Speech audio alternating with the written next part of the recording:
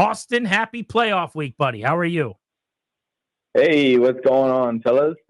Man, feeling good. It's a little snowy out here, which is throw kind of a wrench in the day. But other than that, looking forward to heading down to Florida. Can we give Austin a round of applause for his acting ability? Daniel Day-Lewis over here. Oh, very good, yeah. Playing coy with us last week. You got off the phone last week, and I was like, damn, Ekeler's not playing this week. Hope he's back in the playoffs. And then, like, the next day, I'm watching the press conference, and it's like, yeah, Austin's ready to go. Austin's good to go. He's out of the protocol. Guy's been... Well, I know. Oh, hang on, because I know it wasn't Austin's ready to go because there was definitely a process we went through. I'm exaggerating. But Quinn made it sound the next day like you were good to go. And I just, literally, as soon as you hung up, I was like, all right, well, hopefully he's back for Tampa. Yeah, and that's exactly why we got to be careful as athletes because we don't know who's saying what. Right. We don't want to put ourselves in a position where we're saying something that's not, in kind of coherence with what our coaches and GM are saying. So, you know how it is. We got to be careful. Of course. How was it getting back on the field? Yeah, how'd you feel, man? Going back through those motions again and just getting into game shape for the playoffs. Yeah, it felt really good just to be back in the swing of things. Now, as far as my play, it was a little rusty at first, but kind of got into a rhythm there, into the second half. So that's something that was definitely apparent. I'm glad that we were able to get back this game instead of, next game trying to kind of push through that. Because you can never simulate really the game speed of things.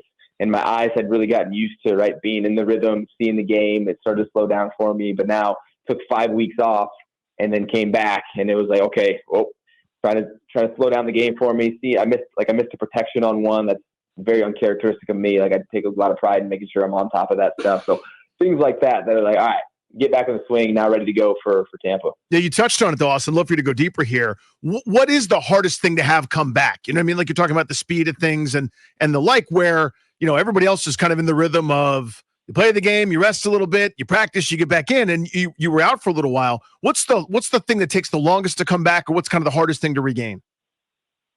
Yeah, I would say the speed of the game is one. I'll go through why in a second, but the speed of the game, getting hit, even just getting into a rhythm at practice with the play calls and stuff like that, just being kind of out of tune with it for a little bit and then getting back into maybe some of the calls that got, put into the install while you're at treatment and stuff like that are little small things that we call carryover that it maybe isn't carryover for me now because I wasn't in some of those meetings, so I got to catch up on stuff. So the mental part, but you got to think when I'm going through IR and I'm, dealing with all the concussion stuff and getting back, I'm missing a lot of practice.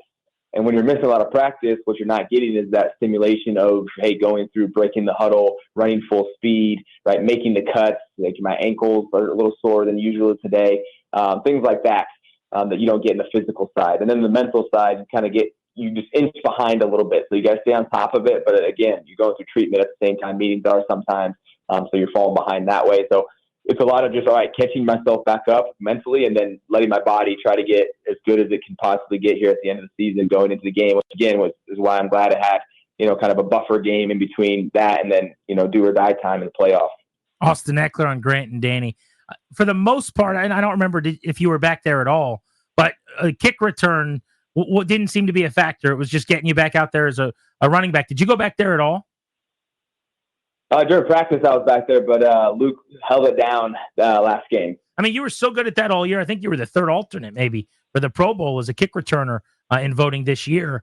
Is that something where it's just a way that they're going to keep you fresher? Was that a one-game decision and we'll see how it goes into the playoffs, or kind of take us into that? I think that's above my pay grade. Here's how I see it. I am ready to go, in all cylinders. You want to put me back there? Great. I'm ready to go. I'll flip and hit up that thing like I did last time. Hopefully not get knocked out this time, but I'll get out there and ball out, right? Like, let's go. Like, that's my mind is open. I feel good. So if they want to put me in that position because they think it's best for the team, great. If they want to keep me at running back, great. Like, I'm open for both. Austin Ekeler with us here on G&D. And we had a listener question the last week that, I didn't get a chance to get to because I wasn't in around the holiday, but wanted to ask you now, coming back from that concussion that you referenced, did you consider wearing one of those, I don't know what they're called, is it a pro cap or kind of that extra shell on top of your helmet? I did not. And here's why.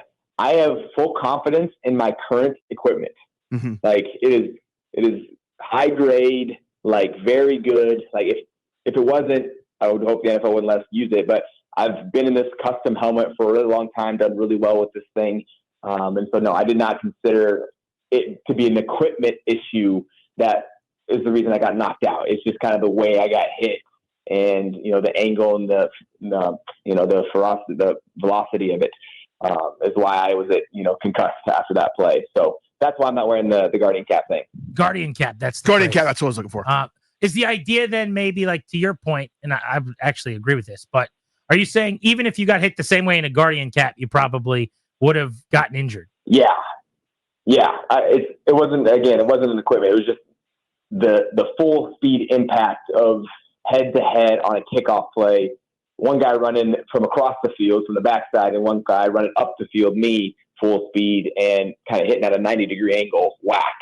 That's going to do some damage. Yeah, bodies are not really designed to do that without getting hurt. Yeah. Trusted insight from a trusted insider. IT Cadre presents Austin Ekeler with us here on Grant and Danny. Let's dive into the running game a little bit. Danny and I have been dissecting this over the last couple of weeks. I've got all the numbers here, but essentially, and look, you were out for much of this, and so hopefully getting you back is going to spring this. But over 4 games now, dating back to post-Tennessee, where you guys ran all over a good Titans team, as a team collectively, 66 carries by running backs for 206 yards, which is 3.1 a pop. And B-Rob, I think, said 2.8. You can kind of go through it. But it just has not been quite the same. I know asking why the running game is off is like the worst question ever to you, because there's 100 different things that happen on every play. But if you could paint with a broad brush for us, like, what is going on? And is it something that you feel like you guys can fix going into the Bucs game in a week leading up to the playoffs? Ooh, loaded question. Because depends on the matchup, depends on what's going on up front. Are there people injured, people playing through injury, people maybe sitting out? We lost Tyler for some of those games. He's been doing a good job for us, throughout the entire season. And so all of that plays a factor into it. Also, we have some really good running quarterbacks. And because of that, we have a lot of read option stuff in. And so the way teams play us, right? Like you saw, maybe if you saw the game, versus Dallas, the squeeze and scrape methodology, or, hey, quarterbacks are taking that out of our belly and running with it because we have a read option. So running back, that would have been your carry. We would have blocked the back end if we had a pocket passer. However, we'd have a guy who can also run as deadly with his legs too. So we're going to have part of the run game be quarterbacks as well. So you can look at all of these different factors that play in, like you mentioned that I could, because I can break it down because I'm part of this. And that's where it comes down to. And so for us as running backs, like, okay, you can't just look at it as the run game. It's more so the touches, right? Make it do with your touches, right? You got to catch some balls sometimes, make something happen with that, because we have a lot of playmakers, and including our quarterback, who's, a stud, going to be offensive rookie, of the year, who's really good with the ball in his hands. And so if you're a play caller, I mean, how do you not give it to this kid how he's playing right now, and the magnitude of impact he's having with the game. And so you're going to keep these read options in. And so it might, as a running back, unfortunately, play a damper into your stat line, but guess what? As we coach, it's like, how can you make an impact without the ball in your hands, right? Whether it's blocking downfield, carrying out the fake, blocking and pass pro, catching checkdowns, right? Find your touches out there, but then also when the ball's not in your hand, continue to make an impact for our team. That's why we've been able to make it as far as we have, because we've had that philosophy. Austin, you've been around for a minute or two now with some other veteran guys that have been to the pinnacle of things in this league in terms of the playoffs and some of that ultimate success. So much of this team is kind of that young, inexperienced core, but then you got this veteran mix as well. Any kind of conversations or any kind of insight for those young guys, maybe about what's different in the postseason? I know it's just a football game, but it also isn't, right? It is, as far as preparation, right? Like our week will look exactly the same. It'll feel like another week of NFL football for us, but kind of the hype and the feeling around the game is definitely different. And that's the difference, is now it's do or die time. Like, this is playoff football. This is, the trip to the summit, which is the Super Bowl at the end of the road, it's 4 stops for us to get to it. And so as far as the conversation with the rookies, like, I mean, young guys, like, you don't want to make anything bigger than it is as far as the preparation, but the feeling around it still feels good. Like hey, this is a privilege to be able to play in these games. And so that kind of takes care of itself just from the magnitude of, hey, most of the leagues back home and we're still going. Austin Ekeler played in the playoffs back in 2018 and in 2019, I should say in 2019 and in 2023 with the Chargers. Looking forward, I'm sure, to this weekend's opportunity for playoff game number 1 for Washington. I'm sure you can feel the excitement around town. People have been waiting for this for a long time. The last time you guys got into the playoffs in 2020, fans weren't allowed to go to the game. It's been 9 years since any fans of this team were at a playoff game back in 2015 at home. And now it's on to Tampa Bay, where you guys started your whole year in week 1, and you're a very, very different team now. But how about that storyline? You began this era, Daniel's debut, first game with DQ, and you guys go there and kind of figure out what you got to go back to the well and work on. And now you begin the playoffs in the same place. Yeah, no, kind of crazy how things happen. Yeah, it's another opportunity for us to go back there and show, hey, this is what we've been up to all season. We can, make another kind of splash out there. I know Jaden, that was his first game, first start. We saw some splashes of him kind of coming out of his shell, and obviously he's taken off to the player he is right now. And now it's time to go show, what everyone else and the rest of the crew has been up to as well. So looking forward to being back in Florida, especially with all the dang snow out here, and going back at it on a Sunday night game. Austin, give me a guy or two now that the regular season is in review. You guys are getting ready for a postseason game, which is just such a treat and something that so many fans, myself included, are so excited about. But give me a guy or two, kind of an unsung hero here that deserves a little bit of shine as all these Pro Bowlers are named, and we know the headline guys who have done so much. But give me a couple guys that deserve some shine. Ooh, some unsung heroes. Great one. This is a guy that I still, hang my hat on, but Jeremy Reeves. Like Revo is what we call him, man. Special teams guy, man. Unbelievable. We have a guy, T.O. He's another number 40 special teams guy who's made some big plays for us, coming in and making a splash. Who else? Who on offense?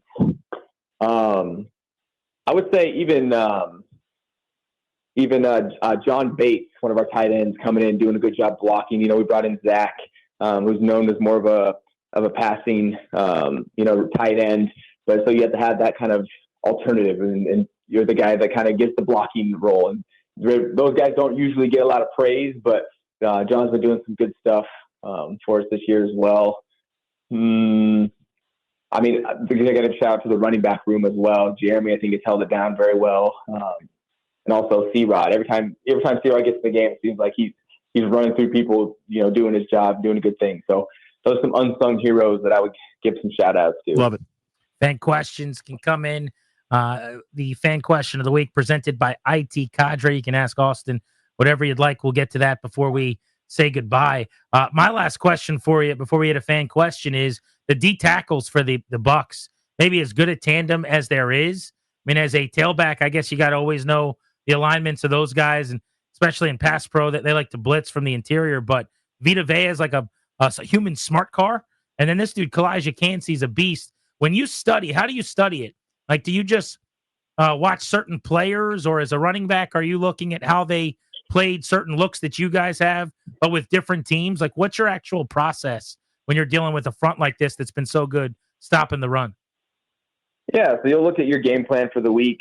What plays do we have in? And then you'll go back and, at this point we have a ton of film on everybody. And you'll look at how those plays from other teams were ran against the team that we're playing. So we'll see how they play the wide zone. We'll see how they play, the power, how they're playing counter, how they're playing in the pass game, versus away from the slide, or if they're singled on the edge, kind of how they play. And those are the things that you take account for as a coordinator. Okay, do we need to chip this person? If they're chipping him, okay, is this guy line up super wide, or does this guy line up like right next to the tackle? And so that's what I'm looking at, because I put myself basically in a position to get mental reps when you're watching film. And so it's not like you can get the actual reps at practice. You can try to simulate it, but you kind of have to use your imagination and be creative when you're watching film and be like, okay, they're probably going to be a 3 technique here, right here. I know he likes to shoot up the field, or this guy's a 2-gapper and he kind of plays it and then kind of tries to shed late. Like, there are all these little techniques that when you're in the NFL, you kind of learn about, and especially if you've been in as long as I have, you start to learn how to read these, and it gets faster for you. But there's all these terminology and techniques that you want to look for. It just helps you read things faster, helps you eliminate having sloppy eyes, what I call when you're looking at stuff that you don't need to be looking at, and you can get on to being more efficient, which makes you a better player at the end of the day. So more of a breakdown of our game plan, putting it on top of film study at the same time. Fan question here from Mark. When's the last time you dealt with snow, and how do you feel about it? I had a video. I don't know if you guys saw it, but I had a video. There was like 4 inches of snow on my car. I think it was like yesterday or something. And being in LA, I never had an ice like scraper or anything like that because it doesn't snow there. So, I'm coming out here. I don't need my ice scraper, right? Well, it snows 4 inches. And so I made a video and people were clowning me because I didn't have an ice scraper and, I was in the East Coast. So I went and got my broom out and I broomed off my car. But, my 2-wheel rear wheel drive barely got up the hill next to my house. Mm-hmm. It's like a little overpass, but then we fishtailed our way into work. So we're dealing with it. Everyone's acting like, though, and because he was in LA with the Chargers, that he's never seen snow before. Colorado guy. Yeah, you were in Colorado. I mean, you've seen more snow than we have. Oh yeah, man. I've been driven in so many blizzards. My wife, she always gets nervous because I'll be like, oh, let's drift a little bit, and I'll drift down some of the side roads where there's like no cars and like do a little fishtail. But yeah, no, I love driving in the snow, and I'm definitely no stranger to it from Colorado. All right, I'll sneak this in because we're late. But message to the fans going into what is one of the most anticipated games in recent team history here. Long time coming, playoff football. What do you got to say to the fan base? Yeah, absolutely. Got to give a shout out to the fan base. This is the first time I've been involved in this fan base. And I will say the loyalty that has been felt this year has been pretty incredible, even though I know you guys have been through some tough times. We see you guys show up to the games. We feel the energy. Like the last game we played at home really felt like a playoff game that we were at when we were playing Atlanta. And that was a pretty electric environment. We just went to Dallas and everyone's sitting down the whole game. You come to our games, everyone's standing up. It's the crowd's into it, and it's what you dream for and live for as a player to be in the NFL. And so it takes all of us. It takes us having a good product on the field, but also takes you guys showing up and showing that pride. So we appreciate you all and looking forward to winning this game for y'all.